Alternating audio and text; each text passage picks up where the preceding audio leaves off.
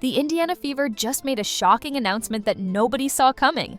What they revealed about Caitlin Clark's injury status changes absolutely everything for their playoff push, and the timing couldn't be more critical, because what happened in the last 24 hours has sent shockwaves through the entire WNBA.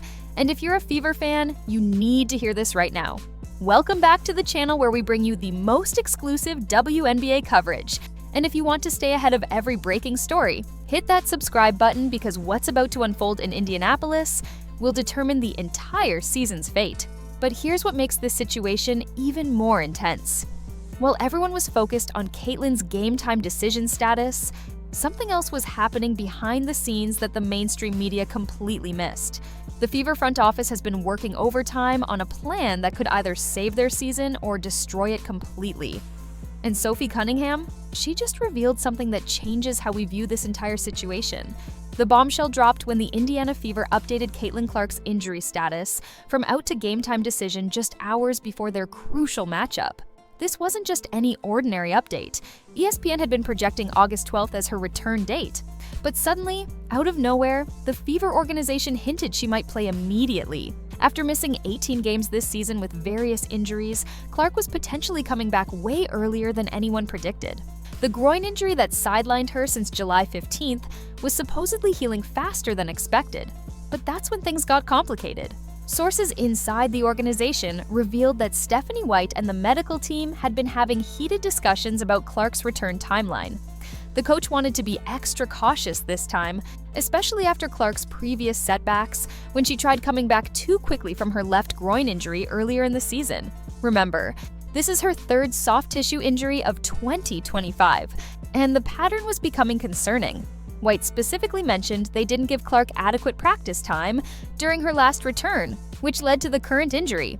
This time, they promised things would be different. But wait, it gets crazier. While everyone was watching for Clark's potential return, disaster struck the Fever in the most unexpected way. During their August 7th game against Phoenix, not one but two guards went down with season-ending injuries within the same game. Sydney Colson tore her ACL in the first quarter on a non-contact play just one day after celebrating her birthday. Then in the fourth quarter, Aari McDonald broke a bone in her right foot. The Fever went from having depth at guard to literally having 0 natural point guards available. Think about that for a second.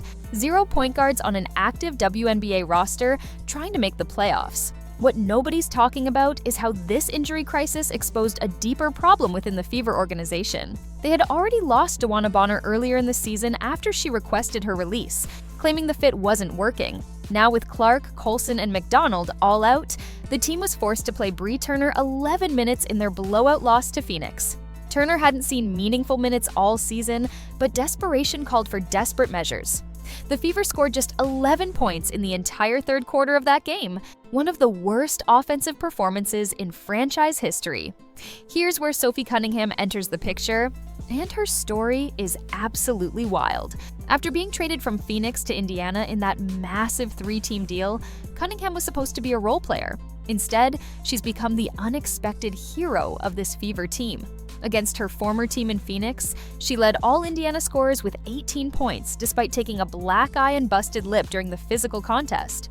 But that's not even the most shocking part. Cunningham's social media following exploded by over 1 million followers during this stretch, making her one of the fastest-growing athletes in sports history. Marketing experts estimate that growth is worth over $1 million in sponsorship value. The real story starts when you understand what Cunningham said about the team's situation. In a revealing post-game interview, she admitted being, quote, extremely pissed off about the team's inconsistency. She questioned why they couldn't maintain momentum, why they collapsed during opponent runs, and why they looked like a completely different team without Clark. These weren't just frustrated comments from a role player. This was a veteran calling out her entire team's mental toughness during the most critical stretch of the season. But here's what changes everything about this narrative. Natasha Howard, the Fever's defensive anchor, posted something on social media that sent fans into a frenzy. After the team's impressive 92-70 win over Chicago, without any active point guards, Howard wrote, "See you soon, CC," with a heart emoji. This wasn't just a casual message of support. Sources close to the team suggest Howard knew something about Clark's return timeline that wasn't public yet. The timing of her post, combined with the team's sudden surge without their star, created a fascinating dynamic that nobody predicted. Meanwhile, the DeWanna Bonner situation added another layer of drama that exploded during the Mercury game. When Bonner hit a three-pointer over Lexie Hull, she didn't just celebrate. She got directly in Hull's face and stared her down while allegedly calling her a bum. This wasn't random trash talk. Hull had taken Bonner's starting spot after just 3 games with the Fever, leading to Bonner's eventual departure from the team. The confrontation got so heated that Alyssa Thomas, Bonner's partner, immediately stole the ball on the next play and scored, almost like she was making a statement of her own. What makes this even more significant is Sophie Cunningham's reaction to the whole Bonner situation. On her new podcast, Cunningham defended Hull while simultaneously criticizing how Bonner left the team. She essentially questioned Bonner's professionalism, which is huge considering they were teammates in both Phoenix and briefly in Indiana. The fact that Cunningham publicly took Hull's side shows how divided the locker room had become over the Bonner departure. Now, here's where the playoff implications become absolutely crucial. The Fever currently sit at 17-14, maintaining a 98% chance of making the playoffs according to ESPN's Basketball Power Index. But that percentage is deceiving. They're only half a game ahead of both Seattle and Las Vegas, with the Aces surging at the perfect time. The difference between the 5th seed and 7th seed could mean facing Minnesota in the first round versus avoiding them until later. With 13 games remaining and no healthy point guards, every single game becomes must-win territory. The numbers tell a story that should terrify Fever fans. Indiana averages 8.3 more points per game when Clark plays. Their offensive rating drops from 108 with her to 99.7 without her. They're literally a lottery team offensively without their star guard. Yet somehow, they've managed to go 9-9 without Clark this season, including that impressive Commissioner's Cup victory over Minnesota. This paradox has created a narrative that the Fever might actually be better without Clark, which Carolyn Peck controversially suggested on national television before immediately backtracking. But the real shock came when Chloe Peterson, the Fever's beat reporter, revealed what she'd observed at practice. Clark had been running full speed for several days, but hadn't participated in any contact drills or 5-on-5 scrimmages. The medical staff was reportedly divided on whether she was ready, with some pushing for an August return and others wanting to wait until September. The game-time decision announcement was apparently a compromise that left everyone frustrated. Here's what nobody expected, though. The way Sophie Cunningham stepped up during this crisis completely changed her trajectory in the league. She went from averaging 7 points in Phoenix to dropping 17, 18, and 20-plus point games for Indiana. Her 5 three-pointers against Phoenix weren't just impressive. They were a statement that she could be a legitimate second option behind Clark when healthy. Marketing agencies are now projecting Cunningham could earn $20,000 per sponsored post, up from $10,000 just weeks ago. The injury crisis deepened even further when you realized the Fever couldn't even sign a hardship replacement immediately. WNBA rules prevented them from adding anyone until after their Saturday game against Chicago, meaning they had to play with just 9 available players. Stephanie White was forced to get creative, using Kelsey Mitchell as a point guard despite her being a natural shooting guard. Mitchell responded by going 3 for 16 against Seattle, one of the worst shooting performances of her career. What's absolutely mind-blowing is how this connects to the bigger picture. The 2025 WNBA season has seen over 140 injuries, according to tracking data, raising serious questions about the expanded 44-game schedule. Clark herself addressed this at All-Star Weekend, suggesting the injury epidemic was partially due to the increased workload without proper rest. The Fever alone have had 5 players miss significant time, not counting minor injuries that limited minutes. The financial implications are staggering too. Clark's absence has still resulted in sellout crowds, but merchandise sales reportedly dropped 30% during her injury stretches.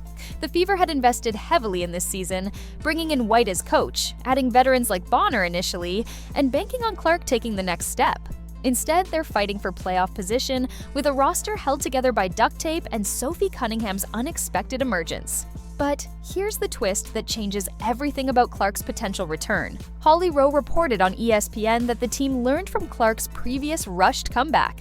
When she returned from her left quad injury earlier, she immediately played 30-plus minutes and re-injured herself within 3 games. This time, White promised Clark would get multiple full practices before playing, and her minutes would be strictly limited initially. The third week of August became the target because it provided a 4-day practice window between games. The Sophie Cunningham revenge game in Phoenix added another fascinating subplot. Not only did she lead the Fever in scoring against her former team, but she did it while taking physical punishment that left her with visible injuries. The black eye and busted lip became symbols of her toughness, earning respect from fans who initially questioned the trade.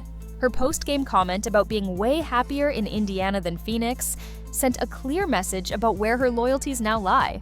Meanwhile, the Kelsey Mitchell situation deserves attention too.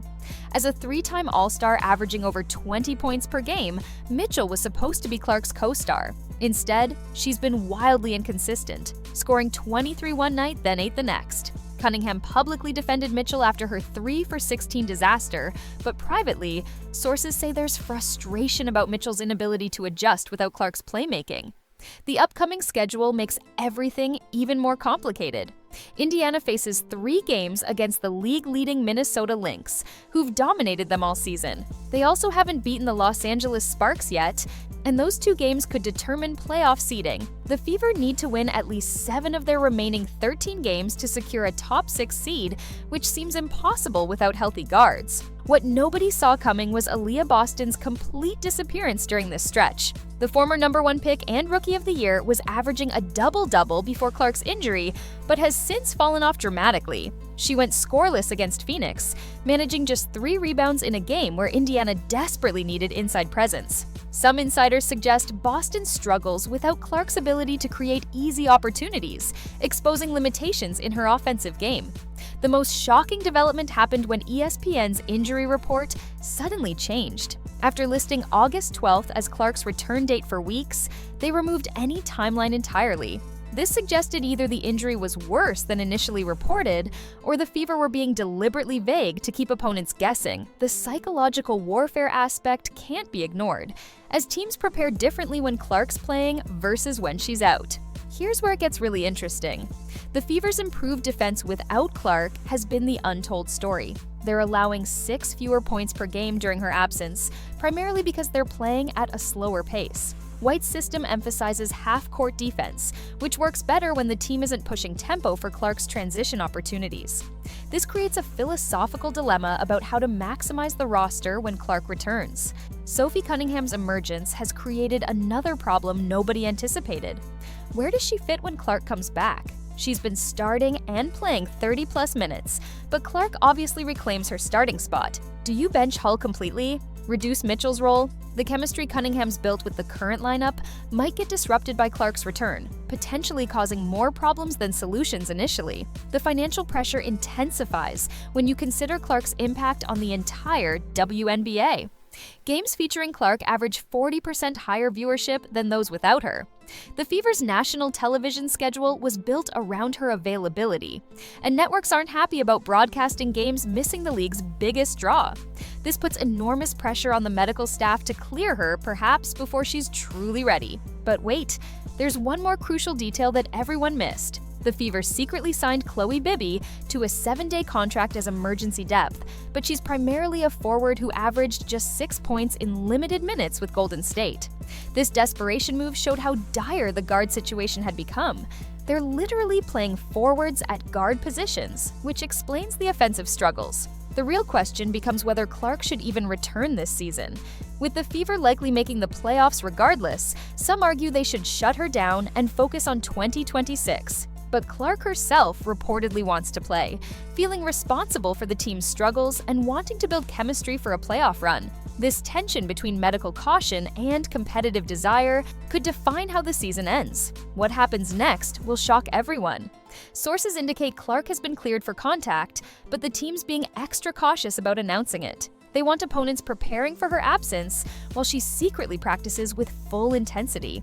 The gamesmanship involved shows how much one player can alter an entire league's competitive balance. The bottom line is this: The Indiana Fever's season hangs by a thread, balanced between Sophie Cunningham's unexpected stardom and Caitlin Clark's uncertain return. Whether they become a playoff surprise or first-round exit depends entirely on decisions being made right now behind closed doors. One thing's certain though, the drama's far from over, and what happens in the next week could change everything we thought we knew about this team's potential.